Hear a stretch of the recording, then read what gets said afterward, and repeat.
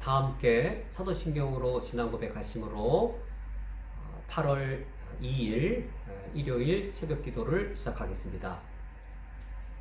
전능하사 천지를 만드신 하나님 아버지를 내가 믿사오며 그 외아들 우리 주 예수 그리스도를 믿사오니 이는 성령으로 잉태하사 동정녀 마리아에게 나시고 본디오 빌라도에게 고난을 받으사 십자가에 못 박혀 죽으시고 장사한 지 사흘 만에 죽은 자 가운데에서 다시 살아나시며 하늘에 오르사 전능하신 하나님 우편에 앉아 계시다가 저리로서 산자와 죽은 자를 심판하러 오시리라.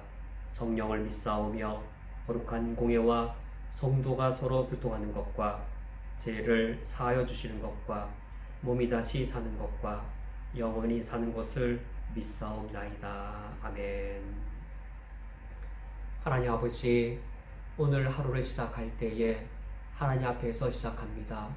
하나님보다 앞장서 가는 삶을 살지 않게 하여 주옵소서. 오늘 주님이 앞장서 가시는 삶을 살 수 있게 하여 주시옵고, 우리가 오늘 사도행전 1장 말씀을 묵상하며 주님이 앞장서 가시는 그 길을 믿음으로 따라갈 수 있도록 우리에게 성령의 은혜를 더하여 주옵소서. 예수 그리스도의 이름으로 기도합니다. 아멘.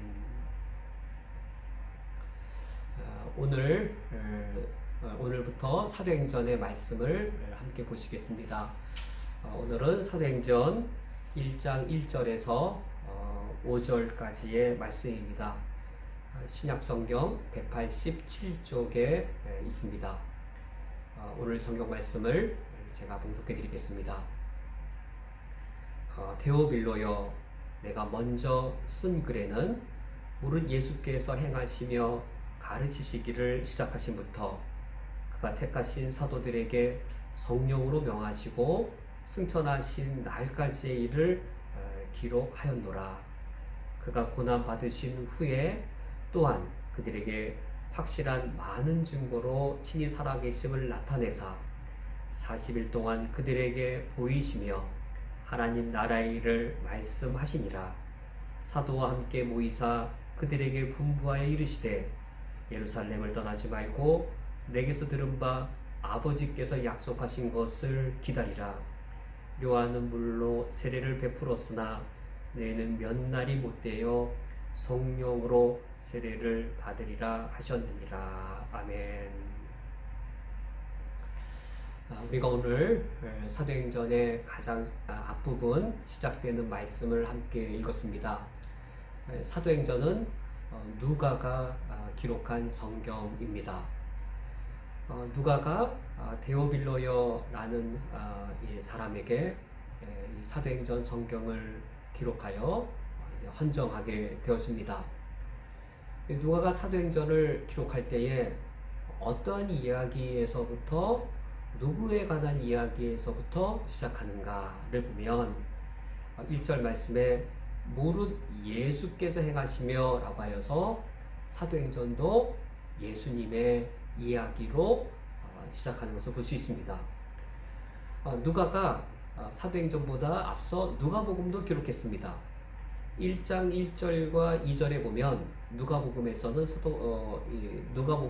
누가가 예수님의 살아생전의 생애, 승천하시기까지의 그 일을 기록했음을 말하고 있습니다. 예수님이 행하시고 가르치신 일, 그리고 승천하신 일까지의 일을 기록하였노라. 이 사도행전 1장과 2절은 바로 이 누가복음에 관한 이야기입니다. 누가복음에서 이처럼 예수님에 관한 이야기를 기록했는데 1장 3절, 이제 사도행전을 시작하면서도 누가는 예수님에 대한 이야기로 사도행전을 시작하고 있습니다. 그런데 누가복음과 사도행전의 차이가 있다면 누가복음은 예수님의 부활과 승천으로 끝난다면 사도행전은 예수님의 부활과 승천으로 이야기가 시작되고 있습니다. 누가복음이 예수님의 부활과 승천으로 끝난다면 바로 그 누가복음이 끝난 자리에서 사도행전은 이어 시작되고 있습니다.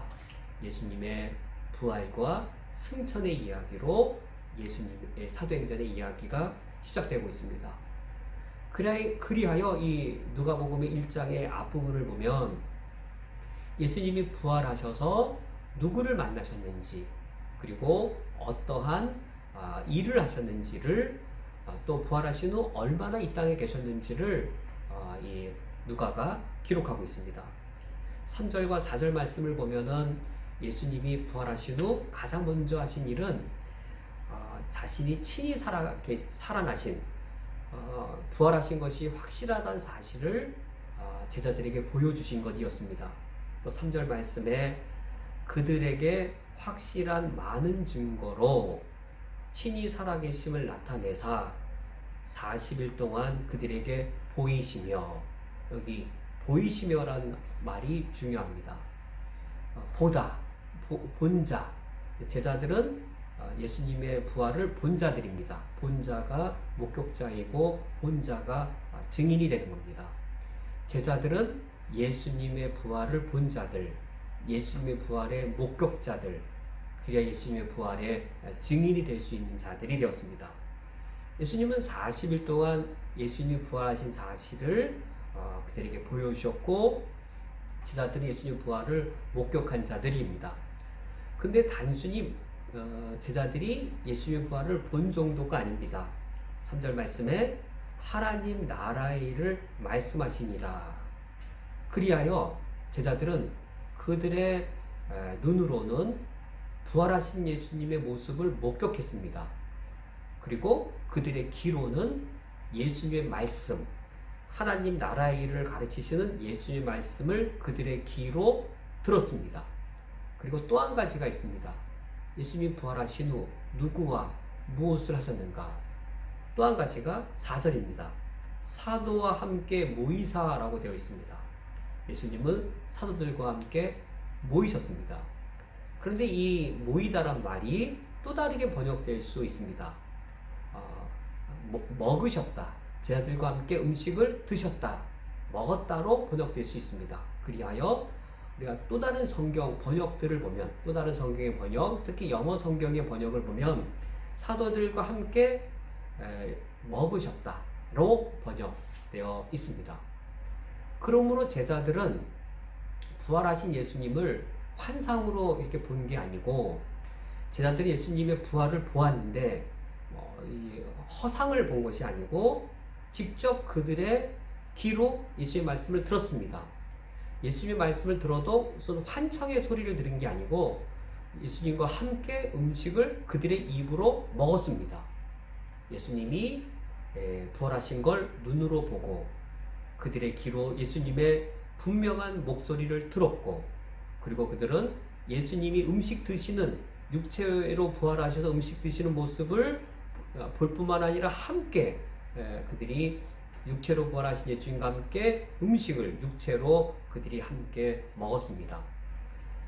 지금 누가복음은 이러한 예수님의 부활 이야기로 누가복음 이야기를, 사도행전의 이야기를 시작하고 있습니다. 예수님의 이러한 부활이 왜 중요한가? 예수님의 부활의 의미가 중요하기 때문에 사도행전이 이 예수님의 부활로 이처럼 시작되고 있습니다.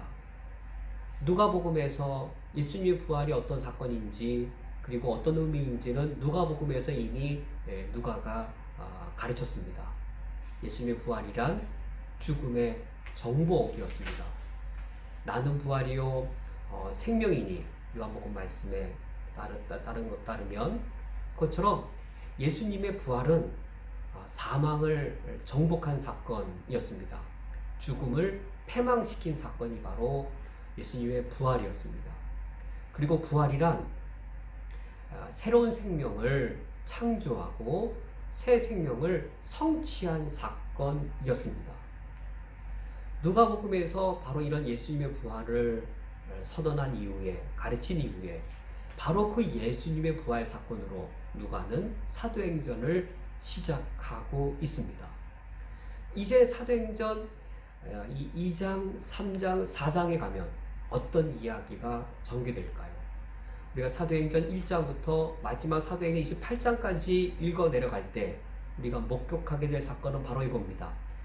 예루살렘에서부터 땅 끝까지 이러한 부활의 역사, 이러한 부활의 열매들이 예루살렘에서부터 일어나기 시작하여 예루살렘부터 온 유대와 사마리아와 땅 끝까지 이르러 이런 부활의 역사가 일어나는 것을 우리는 알게 될 겁니다.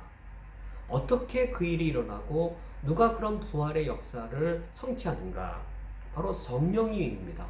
성령 하나님께서 이런 부활의 역사를 예루살렘에서부터 시작하시어 유대 땅으로 전파하게 하시고 유대를 넘어 사마리아에까지 확장하신 후 그 성령 하나님을 통한 부활의 역사가 땅끝까지 이르게 하실 것입니다.